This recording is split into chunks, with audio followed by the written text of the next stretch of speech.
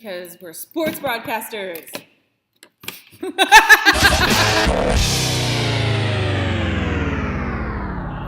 Hey everybody, this is Lynn from Lions Den Fitness. Tanya from Live Wellness Life Coaching. And we are doing our public podcast for all y'all Invest in Yourself followers.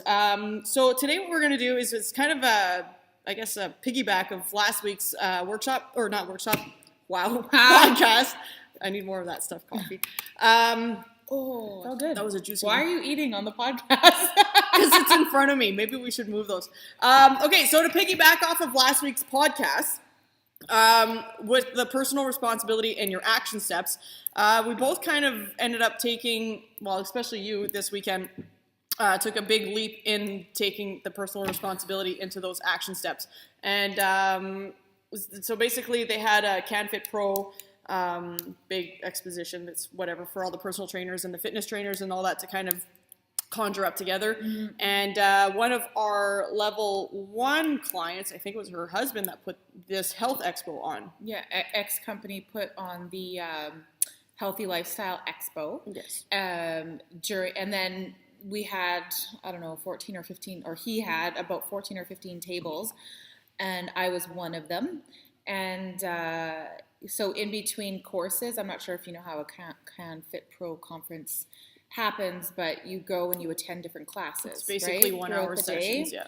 Yeah, and then so in between on the breaks, they'd come in and then they'd go through our booths and whatnot. Mm-hmm. And there were like kettlebell challenges. They did acro yoga. For those of you guys who don't know what acro yoga is, it's basically a combination of acrobatics and yoga, and I've been wanting to try it for like a year. You can laugh your ass off all you No, it's want. fine. I really want to try that stuff. Actually, yeah, that stuff is you really, do. I do. You know what? What? If I knew more, I'd say get on. I'd do it with you right now, but I might drop you. Yeah, I don't trust you right now. No, I'll hold you up. How about that? No, because you don't know what the hell you're doing. Healthy kind of companies. So yeah, a lot of like-minded companies. Yeah. So it was good because I think with the your life coaching and what you do with your empowering kids camps and your women's classes and stuff like that, I think it was a really, really good fit. I was so stoked when I found out that I was the only coaching table there. That's pretty awesome. Everything else was like food related and fitness related, and it intrigued a lot of the other people that were there, even the people who own fitness companies and whatnot. It really intrigued them, so I was super excited about that. And then the people that came through were very interested in having their children attend the camp, so I got a lot of feedback on the camp. Yeah. Well, and me and I went camping this weekend with a friend of mine, and the camp thing with the kids thing, she said it's really, really, it's a cool thing to have, especially because we're teaching women in the Invest in Yourself classes, this stuff that if you teach them at a young age, that you're already armed against a lot of life's battles and how to expect different things, and you can make maybe life that much easier by just knowing how to work specific things. Well, the purpose of me doing it, like I'll go and I'll speak to like grade 9 girls. I was asked to speak to another class again, and I'll talk to them. I'll work with adolescents. I'll work with adults, even a group of adults. And the reason why I keep going for it is because even if they don't even acknowledge the information when they're kids, when they're adolescents, even when you're adults, even if you don't acknowledge the information, the tools are there. Yeah. You've been taught those tools. So when you're ready, if you ever come across a time in your life where you need that information, you have it. You're able to just pull it out. It's in your tool belt. Toolbox. Well, yes. I was an electrician. I had to wear a belt. I didn't have a toolbox. I had to wear a belt. What? It was cool. I liked my tool belt. My drill hanging off the side of my... It was gangster. I bet. It was pretty cool. Yeah, anyways. So that was one of the action steps, right? That's something that you step up to promote your company or your work or whatever. And it was, you have to, well, I don't know if this was ever in an action step for you to do an expo. It just kind of, opportunities, they just kind of pop up, and I think it's, when they're there, you just kind of have to hop on them. Well, that's totally did. that's what that's what I have learned to do. I was presented with many opportunities, even in the past 6 months. And it's scary because it's all new, right? Mm-hmm. So I'd be like, you know what, I'm just gonna check my calendar and then I'll get back to you or whatever. And then I would take a day or two because I was so scared. It's almost like I worked through the fear and then I would respond. And then when I would respond, the opportunity's already gone. They booked somebody else or whatever.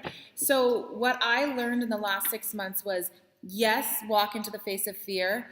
But when you're presented with an opportunity, the universe works in amazing ways. So when I'm presented with an opportunity, instead of hesitating, I initially say yes. And then I deal with the fear after. Yeah. So I found out 2 days before I was going, and I've never been to an expo like this. And there were I think around 3,000 people who attended. Yeah. So there was a lot of people to chat with. Yeah. And so we were mad scrambling, having to get all these pamphlets done. So we're sitting there whipping all this stuff out last minute. And I just spoke not long ago, and all my business cards went. And I thought, oh my gosh, I'm going to an expo. I have no business cards. I need brochures, Lynn. Lynn, get on it. Yeah. So and you use the same format, and you just kind of, eh? Yeah, well, kind of. I use the same logo. No. No, we use similar, but we changed it. But I changed it a lot, actually. Because, anyways, I like this one better. Okay, so anyhow, that I explained that to a few people. They're like, well, where's your business card? And I said, take a brochure. I'm like, I ran out of business cards, but I wasn't going to let that stop me from promoting this business. And it was great. I spent a lot of time chatting up some ladies and some gentlemen. That's good. Gentlemen. And some gentlemen. Cool. Right on. So little things like that, guys, opportunities. Like I think we had mentioned this. I don't know if we mentioned this in one of the level 1 or level 2 podcasts, which was opportunities kind of come to you actually I just posted that up on Facebook today, where you're going to be doing whatever you're going to do and opportunities knock at the door. And you don't know which way they come in, but sometimes there's an opportunity there. And usually if it's for something that you really want, you're going to take up on it and you're going to go and then, like you said, deal with the fear after. Well, yeah, but it's important to understand what fear is, I think, before you can appropriately take action on these opportunities. Yeah. Okay, well, let's dive on that then. Okay, so for the first part of my spiritual awakening or whatever, I thought that fear was something that you have to overcome. Yeah. Right? You got to be stronger than fear. You got to overcome it. So my initial thought was you got to fight it, right? Yep. You've got to fight against it. You got to overcome it. Now, I think it was when I read The War of Art. Okay. Yeah. Right? The War of Art. Yep. If you guys haven't read it, read it. It's called not The Art of War, but it's The War of Art. Stephen Pressfield. Yeah. Oh, I actually have that book right here. Do you? I do. Maybe give them a quick show. And then maybe we can post it on our website, so if they want to buy it, they can buy it through our website. Yeah, it's a good book. Oh, see, you can sponsor us a little bit in that respect. Anyhow, this is an amazing book on resistance and fear. And one thing that it mentioned in here was that fear isn't something to overcome, rather it's something to, you could even work with it. It's almost embrace it. Yeah, because it's like, okay, so you're in this comfort zone, right? You're in this comfort zone and you're comfortable, life is okay, you're feeling like you may be, lacking in a few areas and whatnot, but you gotta and if you have a business like mine, like I have a business, I completely and truly believe in it, and I truly believe that it changes lives. So I'm in my comfort zone. In order to step out of my comfort zone, I kind of have to face fear dead on, right? Whenever you get out of your comfort zone, it's you're confronting the unknown. Yep. Right? And when you confront the unknown, it's scary. Sorry, I thought that was When you confront the unknown, it's scary. So what I've learned to do is whenever I'm scared of something, that's kind of my indication to go for it. Yeah. Oh, unless it's stupid. Well, yeah, I mean, okay, like jumping off of, 100-foot bridge or doing an expo. I mean, there's a bit of a difference of fear, but yeah, I think it's important. We actually had said that in a private podcast where we said, run away from ego, run to the fear. Because I think if you run towards something that you're like, and that would be for me with the Get Fit Transcona, because I was always scared that, well, I'm not good enough to be coaching all those people, and then whatever stupid fears that are there. It's not whatever, but you know what I mean. Like, it's just stuff that you have to step up and face. And I really, really like how he says to run to the fear, and how he talks about a lot of the using it as like a motivation, using fear as motivation. Yeah, totally. Because if you think about it, anything that you do that you're not familiar with, big or small, you feel some fear there. Yep. You feel some fear there. So today, this is so funny that we're talking about this because today Vinny says to me, my son, he says, it's good to be brave, right, Mom? And I'm like, yeah, but you got to know the difference between bravery and, I don't want to say stupid because I try not to use those words with the kids, but I said it's different to be brave and than to be not really smart. He goes, well, what do you mean? And I'm trying to explain this to a 9-year-old. I said, well, being brave, I said, one of the top 5 fears, I think it's the second most feared thing in the world, is saying hi to somebody that you don't know. And I've always, it is, yeah. It's kind of crazy. Like if you're walking down the street, the biggest fear is to look at that person, smile, and say hi. That's why in one of my action steps, it's like say smile hi to at somebody today. Okay. Yeah, okay. Anyways, so and he's always done that. He's had this bravery and this just been a unique person, and I've always praised him for that and I would tell him, I explained that to him.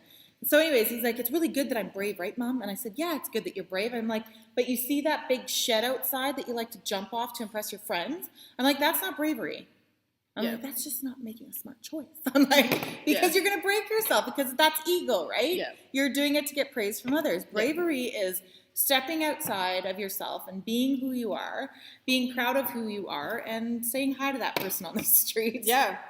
Yeah, and it really is. It's and you nailed it on the head when you said it's just a step out of that comfort zone. I think too many people live in that bubble, and too many people are too scared to step out of it, either because they're afraid of what somebody's going to say, and that's the biggest, the rejection. I think fear of rejection and judgment is probably the biggest one. Mm-hmm. I think the more people I talk to about all this stuff, and I think that's the biggest thing that's most in common is the fear of rejection. They don't want to be rejected. Yeah, I concur. I concur. So, yeah. So, but yeah, like if you have any type of goals that is something of value to you, you're going to have a fear to it. And you have to get uncomfortable. Okay, let's talk about getting uncomfortable. All right. Okay. This weekend, this expo was presented to me on Thursday? Yep. Thursday morning. It was Saturday. I have never missed a fair. I have never missed a parade with my kids. And this opportunity presented itself on the day of the fair and the parade. And I had to make like a split. I said yes right away, and then I dealt with the natural feelings that come up, guilt and.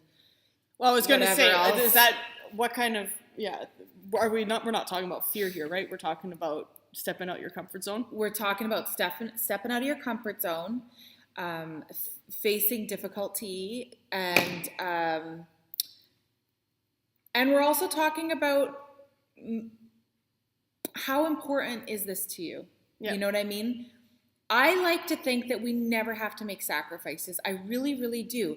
And this weekend, I really felt like I sacrificed my time with my kids. And that was something that I committed my life to, was not sacrificing my kids. So I had a talk with them, and I explained that I have this opportunity and I'm very sorry, and how do you feel about it? And why don't I take you to the rides on Sunday? So right after the expo, I drove out there, and then I took them back to the fair. It was pouring. We stayed there. until the rides were shut down. You know what? Yeah, let's just talk about that for a sec, because a lot of the women that we only coach women in the Invest in Yourself. It's for women's only. Lions Den Fitness, it's women's only. Your pen was flipping. No, I have it on my finger. And we're women's only. So as most women in the classes, we all have kids. Now, most of us do. Not all of us, but most of us do. So let's just take your philosophy, try not to sacrifice time. But how do you honestly try to thrive on it and make a business and not sacrifice some kind of time? Well, is it how you look at it maybe, or is it? I think it has a lot to do with how you look at it. I don't really feel like I sacrificed the time. I feel like I made a choice and I juggled some things around. Yeah. I feel like I made a choice. I didn't have to go to that expo. No. I did not have to sacrifice that time. I made a choice. Okay. And if I sacrificed it, and again, initially that's how I felt, that I sacrificed it. But if I look at it like I sacrificed, there's going to be a whole lot of negative emotions following me around. For sure there would be. So and why probably am I not probably not even enjoy your time being at the expo at all, and then just putting out all those vibes right out there. So it'd make a very, very long day. I had to be very conscious of that, because I was getting pictures of the kids on rides and at the parade and whatnot, and I was like, I'd see the pictures and I'd be like, oh, and then I'd be like, oh, I'm so happy for them. Click, put the phone down, greet some more people. You know what I mean? Like, I had to be really conscious of it. So then how? Because for me, I'm the same way. Like, I have my kids 90% of the time. Their dad only gets them every other weekend, and they go to school. And when I have them, I'm at work. So I literally see them maybe an hour a day. So I never see it as sacrificing my time with my kids, because I think of it as creating opportunities for me. That's awesome. And I think of it as creating opportunities for my kids, because when more clients keep signing up, then it's going to free up my time that I'm going to be able to take them on these trips. Absolutely. And you know what? I'll never forget what I read in one of these books. And I was having a really challenging time because my kid's father, he works so much. So I read this chicken soup for the father's soul or something like that. It was about fathers anyway. So I was listening to all these, reading. Okay, it was a freaking audiobook. And let's be honest. Okay. It was an audiobook, but whatever. That's what I do in the car, right? Like, we all know this. Yep. So I was listening to this audiobook, and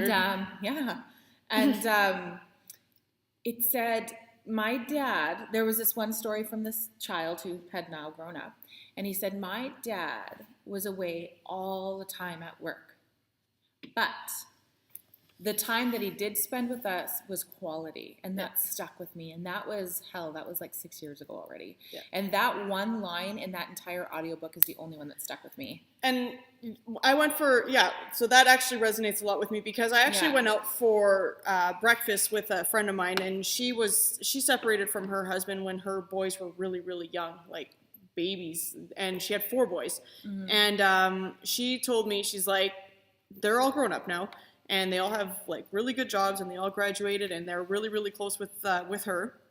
And she always said, just make the time that you do have count. And that's what they're going to walk away with.